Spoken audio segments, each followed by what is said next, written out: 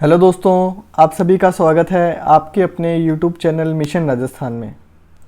आज का हमारा टॉपिक है सब्जेक्ट वर्ब एग्रीमेंट और इस टॉपिक पे आज हम 10 इम्पॉर्टेंट क्वेश्चंस को यहाँ पे देखने वाले हैं। चलिए देखते हैं आज का हमारा पहला question. The sum and substance of his poem are as follows. ये हमारा आज का पहला क्वेश्चन है। तो हम देख रहे हैं यहाँ पे द सम और सब्सटेंस किससे जुड़ा हुआ है? एंड से जुड़ा हुआ है। हमारे दिमाग में ये आएगा कि एंड से जुड़े हुए दो सब्जेक्ट्स हैं तो मतलब वर्ब प्लूरल होनी चाहिए, जबकि यहाँ पे ऐसा नहीं है। इसका रीज़न ये है,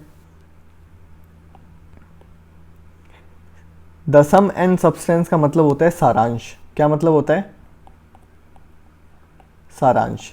सारांश का मतलब होने से यहाँ पे ये दो सब्जेक्ट नहीं होके ये पूरा एक ही वर्ड ट्रीट होगा। तो हमारी वर्ब क्या आनी चाहिए? सिंगुलर। सिंगुलर है तो यहाँ पे मैं वर्ब देख रहा हूँ जो कि है आर। आर सिंगुलर नहीं होती, आर क्या होती है? प्लूरल होती है। तो वर्ब आएगा इज। सेंटेंस बन जाएगा the sum and substance of his poem is as follows. समझ में आ गया? नेक्स्ट देखते हैं 22। Neither of the 5 accused could be convicted. Neither of the 5 accused could be convicted. चलिए इसको हम ब्रेक डाउन करने की कोशिश करते हैं। नाइदर कहाँ आता है? जब बात हम दो लोगों के बीच के अंदर करते हैं तब वहाँ पे आता है नाइदर। जब दो से ज़्यादा हो जाते हैं सब्जेक्ट, जब हमारे दो से ज़्यादा हो जाते हैं तब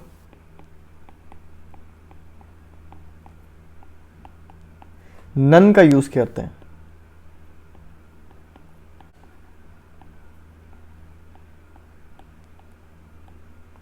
ये यहाँ पे मेरा रूल है। तो यहाँ पे नाइदर नहीं आएगा, क्या आएगा? नन आएगा। बस इतनी सी बात हमें यहाँ पे ध्यान रखनी थी। सेंटेंस बन जाएगा none of the 5 accused could be convicted. तो एरर किस में हो जाएगा? ए सेक्शन में। रीड के अंदर मोस्ट प्रोबेबली क्या वो फिलअप करवाएगा हमसे? वर्ब फिलअप करवाएगा।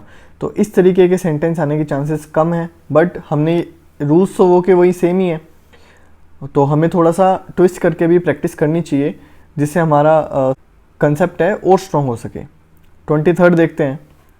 The strain of all the difficulties, vexations and anxieties were more than he could beer.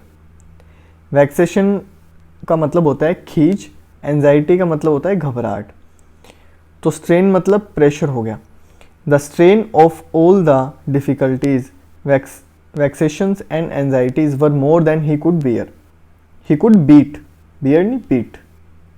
हमारा यहाँ पे प्राइम सब्जेक्ट क्या है? प्राइम सब्जेक्ट जो मुझे दिख रहा है वो है द स्ट्रेन।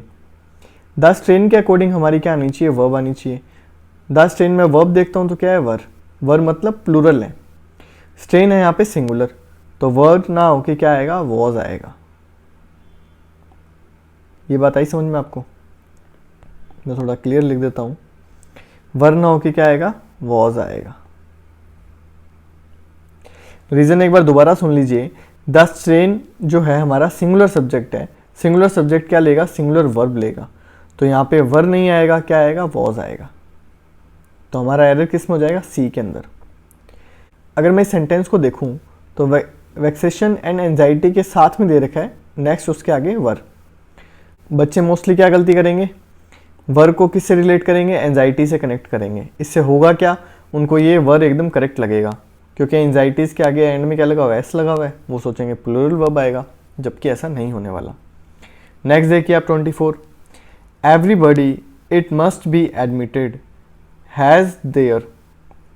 यहाँ पे गलती पकड़ में आ रही है। Ups and down. एवरीबडी मतलब सिंगुलर तो हमारा वर्ब होगा और सिंगुलर ही हमारा आगे क्या होगा? प्रोनाउन होगा। तो देयर नहीं आएगा, क्या आएगा? हिज आएगा। आई बात समझ में? ईच, एवरी, एवरीबडी क्या लेते हैं अपने बाद में? सिंगुलर वर्ब लेते हैं और सिंगुलर प्रोनाउन लेते हैं। देयर किसका होता है? देयर जो होते हैं ना, प्लूरल का प्रोनाउन होता है। जहाँ पे एक से ज़्यादा लोग होते हैं उनके लिए हम प्रोनाउन कौन सा यूज़ करते हैं? देयर। और सिंगुलर का या तो यूज़ करेंगे हिज, अगर हमारा सब्जेक्ट होगा ही, या फिर मेल।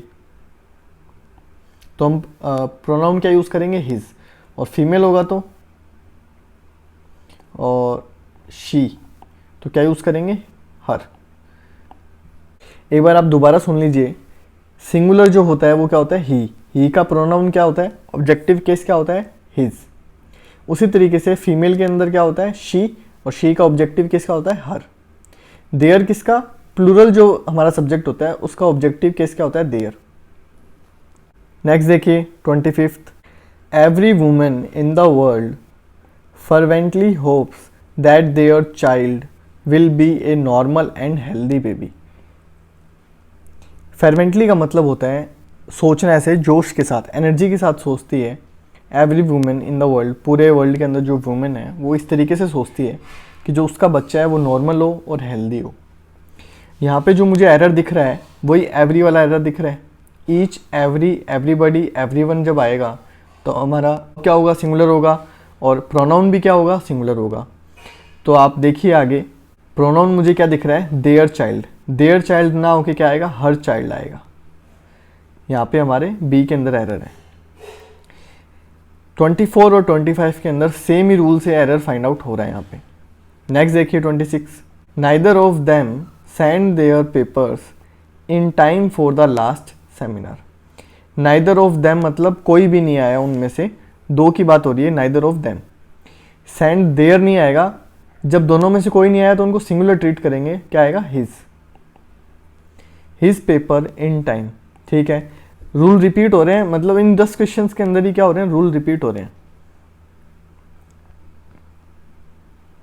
27 देखिए, this is a strange world where each one pursue their own golden bubble and laughs at other for doing the same. यहाँ पे मुझे दिख रहा है ईच वन दिख रहा है, this is a strange world where each one pursue, यहाँ पे देयर नहीं आएगा, क्या आएगा, हिज ओन आएगा। ऐसा क्यों आएगा वो सुन लीजिए। ईच एवरी वाला रूल वो सेम ही है, तो क्या लेगा, सिंगुलर वर्ब लेगा और सिंगुलर प्रोनाउन लेगा। देयर नहीं आएगा क्योंकि देयर क्या है, प्लूरल है, तो इसकी जगह क्या आएगा, हिज आएगा। 28 देखिए, if it were possible, if it were possible to get near when one of the volcanic eruption take place, we would see a grand sight। grand sight मतलब एक विहंग दृश्य हम देखते हैं। मुझे ये सेंटेंस पढ़ते समझ में आ रहा है कि ये सेंटेंस क्या है, इमेजिनरी सेंटेंस है, क्योंकि हेल्पिंग वर्ब कौन सी ले रहा है, were. If it were possible to get, ये एक तरीके से काल्पनिक सेंटेंस है जिसमें राइटर या फिर बोलने वाला ये बोल रहा है कि अगर ऐसा पॉसिबल होता तो हमें बहुत अच्छा नज़ारा नज़र आता, वॉल्केनिक इरप्शन का, लावा फटने का बहुत ही विहंग दृश्य हम देख पाते। तो अब हमें यहाँ पे एरर फाइंड आउट करना है। If it were possible to get near when, ऐसा मुमकिन होता, हम पास्ट की बात कर रहे हैं कि अगर ऐसा पॉसिबल होता जब one of the volcanic eruption taken place, कि एक वॉल्केनो जो इरप्ट हुआ था, एक लावा जो फटा था, जब वो फटा था, we would see a grand sight. Taken place यहाँ पे आप देख रहे हैं, ये क्या है, वर्ब की फर्स्ट फॉर्म है। वर्ब की फर्स्ट फॉर्म कभी भी पास्ट के अंदर यूज़ नहीं होती, क्या आती है, वर्ब की सेकंड फॉर्म आती है। तो टेक ना होके क्या आएगा, टुक आएगा, took place. If it were possible to get near when one of the volcanic eruptions took place, we would see a grand sight. हमारा ये एकदम करेक्ट सेंटेंस है। एक बार आप दोबारा सुन लीजिए। हम यहाँ पे सेंटेंस शुरू कर रहे हैं पास्ट के अंदर, और ये बात मुझे कैसे पता चल रही है, वर्ब को देख के। वर्ब को देख के मुझे ये एक बात और समझ में आ रही है कि ये एक इमेजिनरी सेंटेंस है, ऐसा हुआ नहीं। ऐसा जो बोल रहा है वो ऐसा चाहता था कि ऐसा हो जाता तो बढ़िया रहता। तो वर्ब के साथ ये सेंटेंस शुरू हुआ तो मुझे ये चीज़ समझ में आ गई।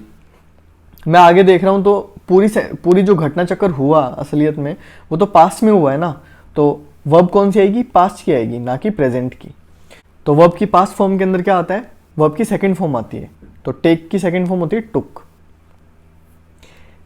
आज का 29th क्वेश्चन देखते हैं। A rise in rents and wages have been found to go together. A rise in rents and wages, जो राइज होता है रेंट्स एंड वेजेस के अंदर वो एक साथ ही तो होता है भाई। किराया जैसे बढ़ेगा वैसी मजदूरी बढ़ेगी, तो हैव ना आके क्या आएगा, हैज आएगा। ये जो इवेंट है ये एक सिंगल माना जाएगा क्योंकि जब रेंट बढ़ रहा है तो वेजेस भी बढ़ रही है, रेंट घट रहा है तो वेजेस भी घट रही है। यहाँ पे हम बात कर रहे हैं राइज की, बढ़ने की। इसमें कोई ज़्यादा डिफिकल्टी लेवल नहीं है, आप इजीली समझ सकते हैं इस चीज़ को। आज का आखिरी क्वेश्चन है, इसको सॉल्व करने से पहले आप एक रूल देख लीजिए। वन ऑफ के बाद में क्या आता है? हमेशा प्लूरल नाउन आता है। प्लूरल नाउन आएगा, यहाँ पे आप इस रूल को चेक कीजिए। One of those few post colonial writer आ रहे हैं, राइटर नहीं आएगा, क्या आएगा? राइटर्स आएगा। पहला एरर तो ये है। दूसरा इसके अंदर एक एरर और है, राइटर्स हु बिलीव्स, क्या आ रहा है? Who believes. जब हु आता है, हु हमें पता है क्या है? रिलेटिव प्रोनाउन है, रिलेटिव प्रोनाउन। रिलेटिव प्रोनाउन की क्या खास बात होती है कि इससे पहले आने वाले वर्ड का, इससे पहले आने वाला जो नाउन है उसके अकॉर्डिंग इसके बाद वाला क्या आता है? वर्ब आता है। तो इससे पहले क्या है? राइटर्स है। राइटर्स क्या है? प्लूरल है, प्लूरल हु, तो यहाँ पे भी क्या आएगा? Plural verb. आगे बात समझ में। और बिलीव्स क्या है? यहाँ पे सिंगुलर है, क्योंकि वर्ब के साथ में जब एस लगा हुआ होता है वो क्या होती है? सिंगुलर होती है। तो यहाँ पे मैं एस हटा दूंगा, क्या बना दूंगा इसको? बिलीव। तो हमारा सेंटेंस बन जाएगा, he is one of those few post colonial writers who believe that this talk about colonialism has gone too far and has turned into a clinch। ये हमारा सेंटेंस बन जाएगा एरर फ्री। तो आज की क्लास हम यहीं तक रखते हैं। अगर आज की क्लास में आपको कोई डाउट फिर भी रह जाता है तो आप हमें कमेंट करके पूछ सकते हैं, हम उसका जवाब आपको ज़रूर देंगे। हमारे पढ़ाने के तरीके से अगर आपको कुछ बेनिफिट हो रहा है तो आप हमारे वीडियोस को लाइक कीजिए, चैनल को सब्सक्राइब कीजिए और आप अपने दोस्तों के साथ भी शेयर कर सकते हैं, इससे उनको भी पूरा बेनिफिट मिलेगा। इस चैनल पर इसी तरीके के इंफॉर्मेटिव वीडियोस आती रहेंगी। अभी हम प्रैक्टिस क्वेश्चंस कर रहे हैं, अभी कुछ ही दिनों में हम प्रीवियस ईयर के जो सब्जेक्ट वर्ब एग्रीमेंट के क्वेश्चंस हैं वो भी यहाँ पे डिस्कस करेंगे। इनसे आपका होगा क्या? आपने एक रूल्स आपने रूल्स के वीडियोस देख रखे हैं और खुद ने आपने बुक से भी पढ़ रखा है, तो आपको यहाँ पे प्रैक्टिस करने का पूरा मौका मिल जाएगा। और आप जो सिली मिस्टेक्स करते हैं, हम एग्ज़ाम में जो करते हैं, कई दफ़े क्या होता है कुछ डिफ़िकल्ट आ जाता है, कुछ ऐसे वर्ड्स होते हैं सेंटेंस में जो हमें समझ में नहीं आते, तो ऐसी कंडीशंस को हम पहले ही प्रैक्टिस सेशन में फेस कर लेंगे, तो एग्ज़ाम के अंदर में उससे बहुत ज़्यादा हेल्प मिलने वाली है।